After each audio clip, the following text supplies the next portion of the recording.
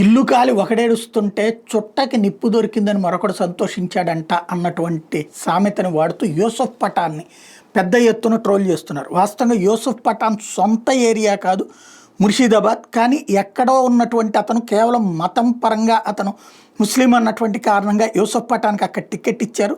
ఇప్పుడు ముర్షిదాబాద్ ప్రాంతంలో అతను ఎంపీగా గెలిచాడు. తృణమూల్ కాంగ్రెస్ కుట్టి ముస్లింలే కాదు ఓటేసింది, హిందువులు కూడా ఓట్లేశారు. అతను గెలిపించిన వాళ్ళలో వీళ్ళు కూడా కీలకమైనటువంటి పాత్ర వహించారు. అదే సందర్భంలో కాంగ్రెస్ క్యాండిడేట్ అయినటువంటి అధీర్ రంజన్ చౌదరి, ఎవరైతే ఇంతకుముందు కాంగ్రెస్ పార్టీకి సంబంధించినటువంటి లోక్సభ పక్ష నాయకుడు, అతన్ని ఓడించి మరి ఇతనికి గెలిపించారు.